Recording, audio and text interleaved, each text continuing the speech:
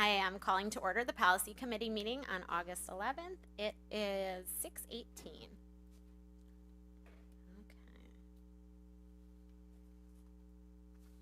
Do we have to take attendance?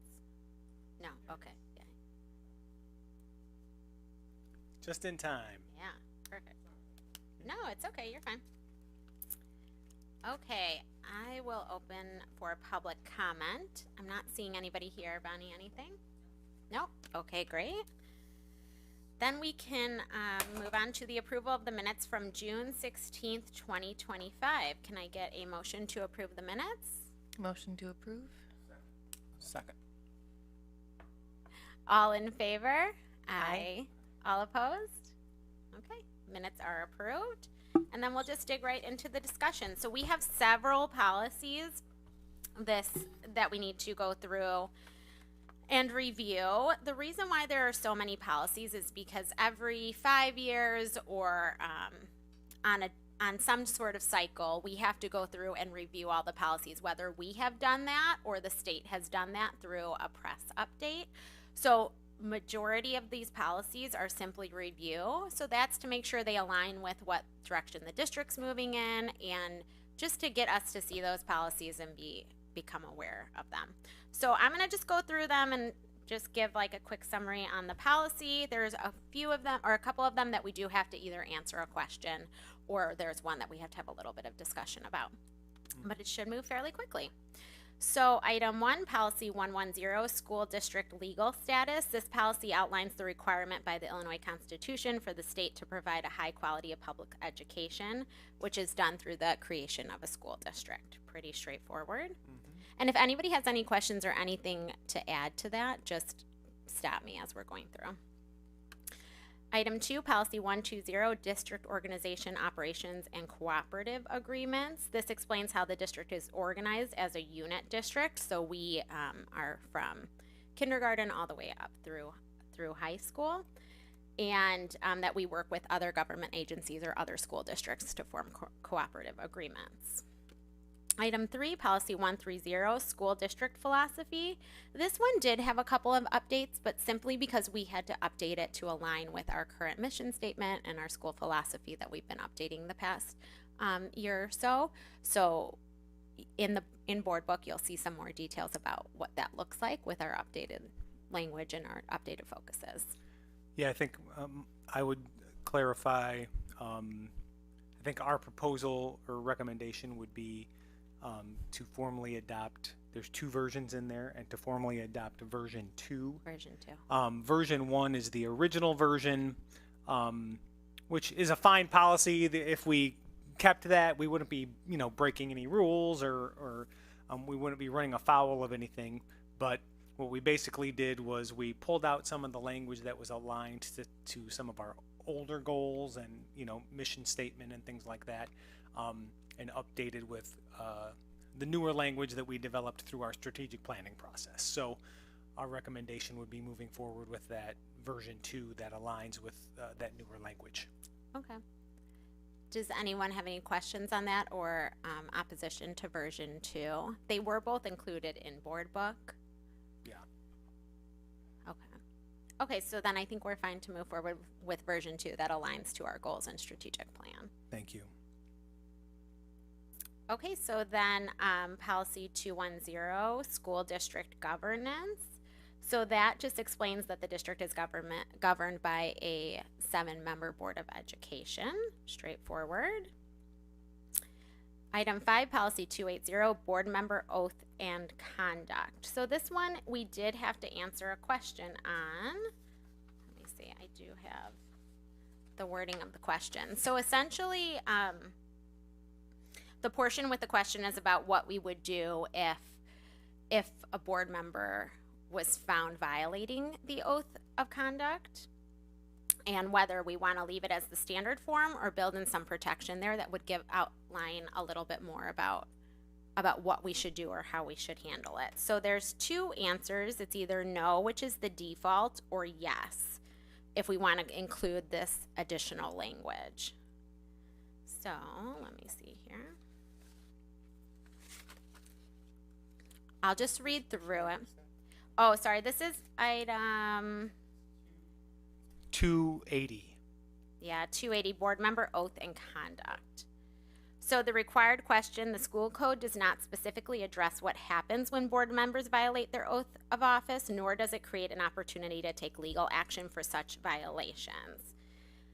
So then we can decide if any type of disciplinary action or sanction against a board member is needed, depending on the situation. A board self-evaluation or private one-on-one meeting with a board member may be appropriate to address an issue relating to board member behavior. And then it goes on, like, when a board member's violation of the oath of office also constitute a willful failure to perform his or her official duties, the board may request the regional superintendent to remove the member from office. And then there's a sample there. So essentially it's, do we want to include that language or do we want to leave it out of the policy?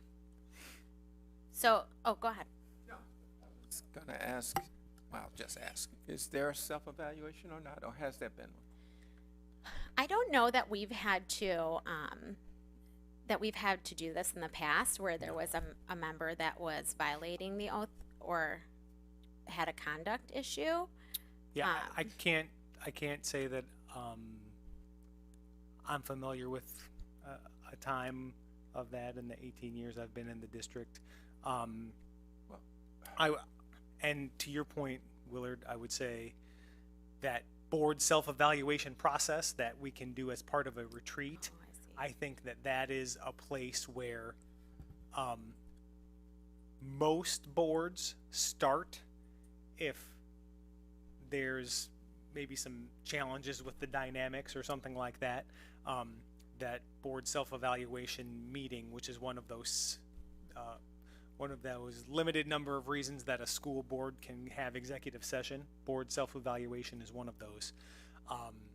And so typically that would be where a board would start, and that's probably where most boards have started prior to this language. This language has not been really included in any other districts. Like, pretty much everybody has the same press policies that we do. Okay. And this language has not been in there, but I think based on, unfortunately, I think some recent events in other districts across the state, the attorneys from the state board association said maybe worth considering adding this language that just is a little more explicit about what could happen if there are concerns. And the reason why I brought that up is because, and again, I don't have my hand on the pulse of all of this in the state, but I do know, just speaking of a district that I'm somewhat familiar with, where there was a board member that was not very pleased with the direction of things, so they just left in protest.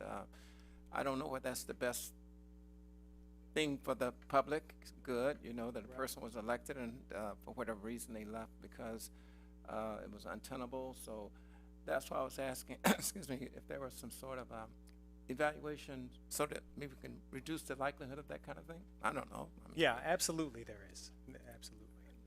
Yeah, I think that as I had thought about this, I think first of all, there would be steps to take before you would get to this point.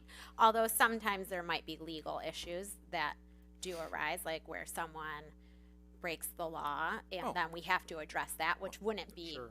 preemptive. Like, we would just have to deal with that. But as I look at things that happen, whether that be regionally or nationally, and just like the tone of everything, sometimes it's nice to have some guidelines in place before you're dealing with a situation and trying to come up with what to do then. Yeah, I think what I would add is, so this language that they're saying we could consider adding, a board member who fails to abide by the oath of office or the code may be subjected to action by the board, including but not limited to formal censure or referral to the regional superintendent for removal under board policy, et cetera, et cetera. What it notes here is, like, legally that could happen anyway. Oh, of course. Right? Right. So legally that could happen. The question on the table is it more transparent, and does it encourage, their language, does it encourage more appropriate conduct if the policy is explicit about what could happen if that code of conduct isn't followed? That sounds rather proactive, what you just said, as opposed to something punitive. You know? Right. You, Oh, right, I yeah. got you. Know, Right. That kind of Yeah, thing. yeah. So that's the kind of way I was getting at. Yeah. Where are we? The gotcha game or proactive? Yeah, and I think the intent of this would be to be more proactive and not gotcha. I don't think. Yeah. I think this would be trying to avoid gotcha or people feeling like there's a gotcha, right? It would just say right here, this is just up front in that policy where you're understanding what the oath is. You're also saying what, what the potential implications could be if we don't follow that. Did you have some thoughts, Molly? Yeah, I think when I first read it, I looked at it, tried to look at it from all angles. My initial reaction was that it didn't feel necessary, but the more I looked at it, I like your point, Andy, of just the proactive stance, but then also from a public stance of just the climate of our elected officials, just Yeah. nationwide right now, any kind of transparency that we can have where the public Yes. sees that we do hold each other accountable, that we have standards, that this elected position holds, a lot of weight behind it, that I was really trying to look at it from the external looking in, and that's kind of where I was leaning. Yeah. Yeah, I understand that point, and I feel similar. Also, I think it's nice when the public can look at our policies and see what happens if this happens, so that they just know that, and we're being as transparent as we can be. That's the point of the policies, and our job is to dictate the policies to run the district. So, okay. Don't be. No. No, this is what Yeah, we're that's supposed great to be doing here. discussion. Yeah. No, this is No, what we're that supposed to be doing. absolutely. So are we all in favor of saying yes to including the language then? Yeah, I don't see Yeah. any downside of having it in there. Yeah. I guess was Right. my, Just transparency. Yeah. Okay. Right. Then we will go with including that language. Yep. We'll pass that on to the board when we get to that one. Okay, so then next is item 6, Exhibit 2120E1, Guidelines for Serving as a Mentor to a New Board of Education Member. This is very straightforward. It just lists kind of the guidelines of how that would work if and when we do have some new board members. Oh, go ahead. Okay, is that? Excuse me, but I'm just wondering, is that something that is going to be practiced moving forward? Because I'm just saying, I didn't feel like I got a mentor. Yeah, when that correct. moment- This is so these things that are Yeah. guidelines. Right. This is basically asking the board if we should adopt this. This isn't actually a policy, right? So this is saying, would the board like to consider, adopting this as a new practice, basically? So that would go before the full board. Is that Yes. okay? Gotcha. Yeah. Yeah, we would pass it on to the full board if we approve that as a guideline, which I know that we maybe have had some practices in the past that maybe weren't consistent. So it's probably best that we outline those a little bit, just so that it's a reference point as new presidents come in and they're aware and they can find that written down somewhere. Yeah. I like it. Yep. Yeah. Okay, so then item 7, Exhibit 2120E2, website listing of development and training completed by board members. That's just simply the same policy, just kind of a couple of word changes there, and it just lists the training that's been completed by board members. Item 8, Policy 2130, Board Superintendent Relationship. So this explains how the board directs the superintendent through policy to operate the district, and then we evaluate the superintendent. So just pretty straightforward, but it also explains like how we should have a respectful relationship as well. Item 9, Exhibit 2220-E4, and that's the Open Meetings Act. So that one is specifically about the details around the expectations for minutes for the board meetings, so how our meetings should be recorded and how the minutes should be shared. And then there's also a template included, mainly probably related to the board secretary, but Yep. just good to know and have there. And then item 10, exhibit 2220-E7, access to closed meeting minutes and verbatim recordings. So this is just saying that the board must allow its duly elected officials or appointed officials filling a vacancy of an elected office access to closed session minutes as well, which was in reviewing that policy, that was something that I kind of got refreshed on. So if we had a new board member, they had to have access to those older minutes. Okay, so then item 11, exhibit 2220-E9, requirements for no physical presence of quorum and participation by audio or video during disaster declaration. So that's just essentially if there's a disaster and we can't meet in person, there's a form to fill out if we're all meeting through video or over a call instead. And so there's a process and a form with questions that we have to answer in that case, which we have had that happen in recent history, so probably a useful tool to have in our toolbox. Okay, item 12, policy 2240, board policy development. So this just explains how anyone may propose new policies, changes to existing policies, or deletion of existing policies. So it not only states that, but then states how that process would work and what that would look like. Item 13, exhibit 2240-E1, press issue updates. This is really just a tutorial more so about press, where we get our policies from, and descriptions about how to add users and things like that. So more informative for new users or if we need to know how to access something in press.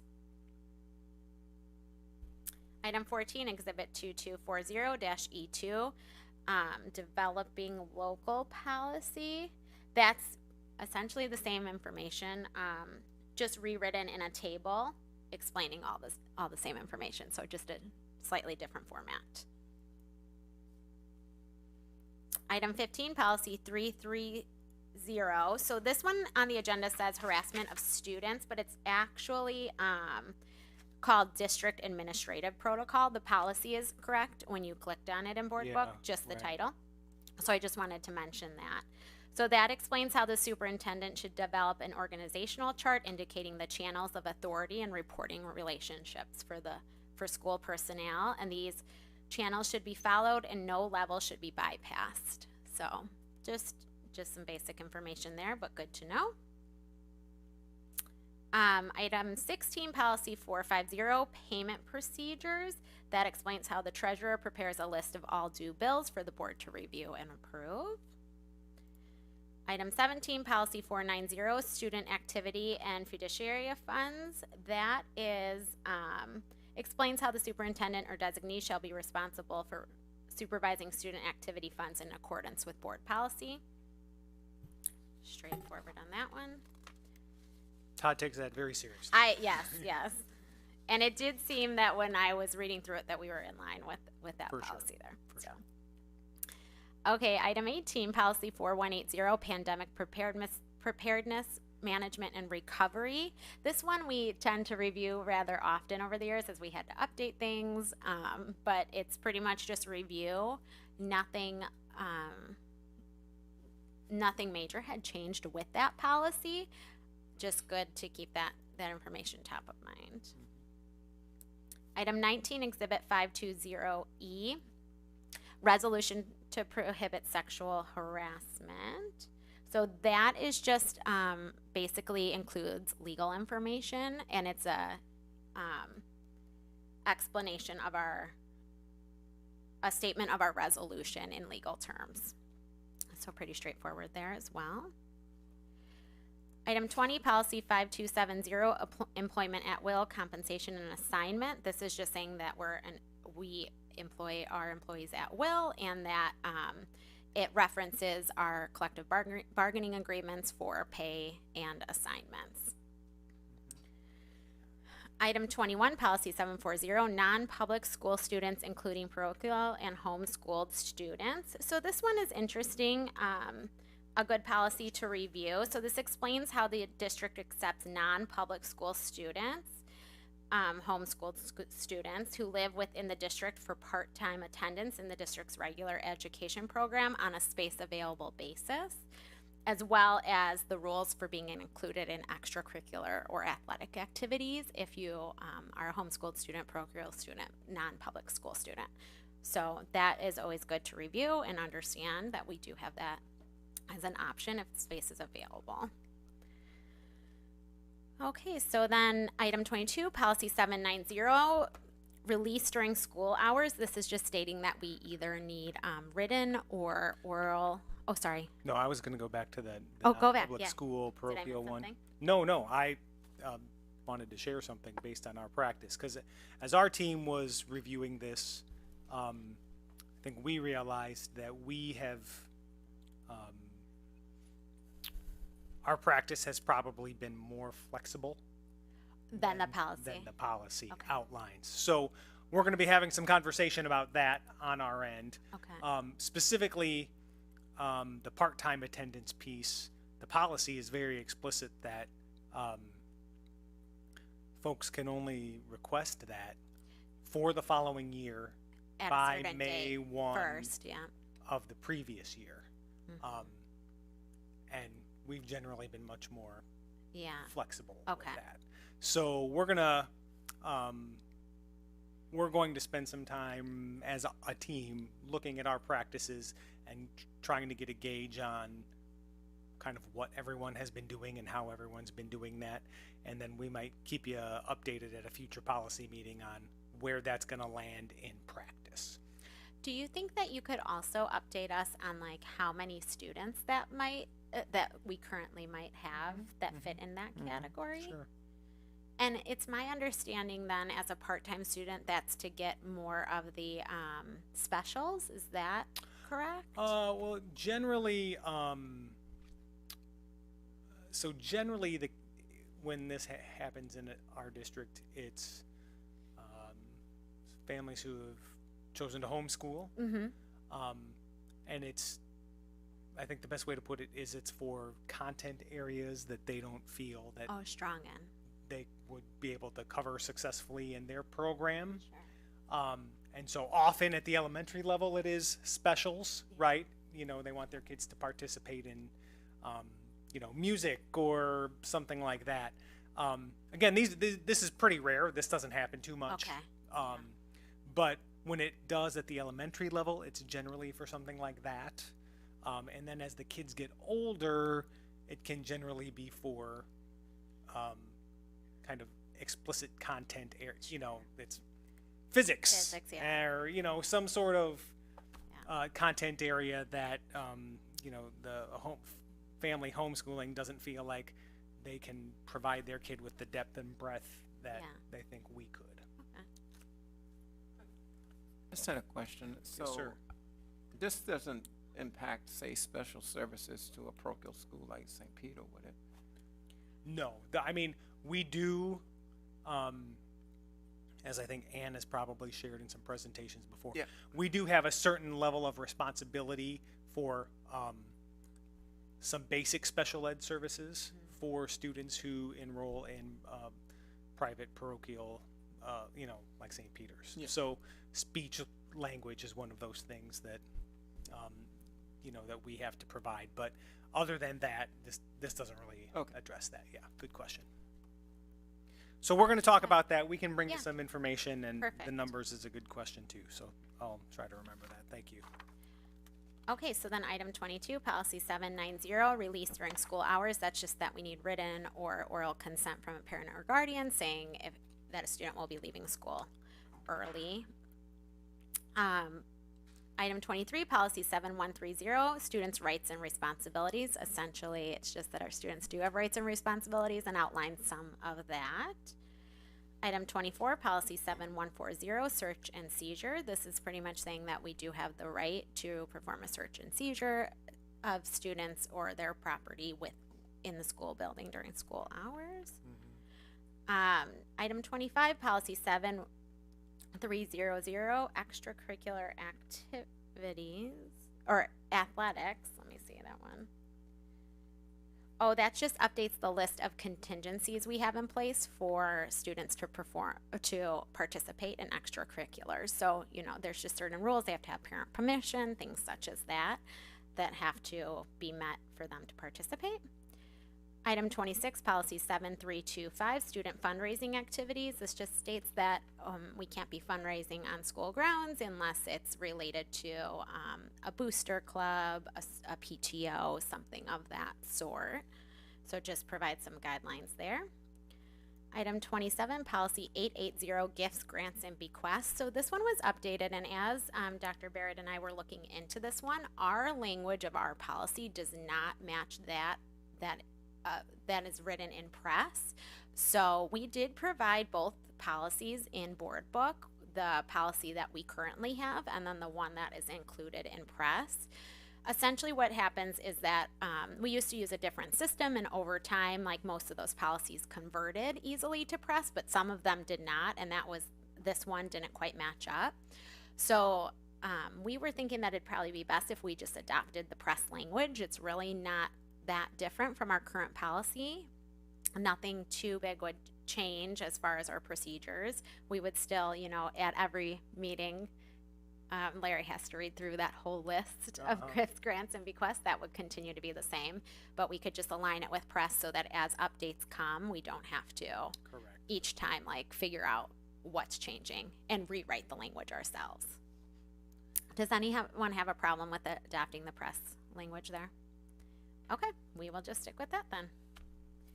And then item 28, policy 8110, public suggestions and concerns. So this just kind of outlines, I actually found this one pretty interesting. So pretty much it's saying any individual can make a suggestion or express concern by contacting the district or school, which we see that happen very often. Community members can email the district or a board member, but they should limit the communication to the relevant individuals, which I think that's been pretty clear and consistent. All suggestions and or concerns will be referred to the appropriate level staff member or district administrator. So I think that was great to call out, because Dr. Barrett usually does answer those emails for us, and he might pass that along to, if it's a transportation question, to the transportation department, which has been very helpful. That is our policy to do that. That is normal press policy, so we continue to do that. But it also listed some situations, general situations, and who should be the contact for that, whether it was the building principal is the one that should get passed on to, or if that was someone in the district office, or just there's some different people that we have identified in other policies that those should get passed on to. So I found that to be interesting and relevant information, as we always see emails come through. It's one of those things that there's institutional knowledge around that, but it is nice to just have it in writing. It's kind of transparent to everyone. Well, Yes. This issue, this is who would be addressing that. Yeah, and so when you do, if anyone's listening and they do see an email to the board that gets passed on to an administrator, that's why. That's just following policy there. Yep. Okay. So then we just need to have a motion to approve all those items as discussed onto the full board. So moved. Second. All in favor? Aye. All opposed? Okay, those items will be moved on for the first reading probably at the next meeting. So I know a lot of policies coming the board's way. Item 5, information. I do not have anything. Anybody else? Great. And then item 6, outstanding policy cleanup and review. We have some policies that will get approved tonight, hopefully, but other than that, nothing. And then item 7, can I get a motion to adjourn? So moved. Second. All in favor? Aye. Aye.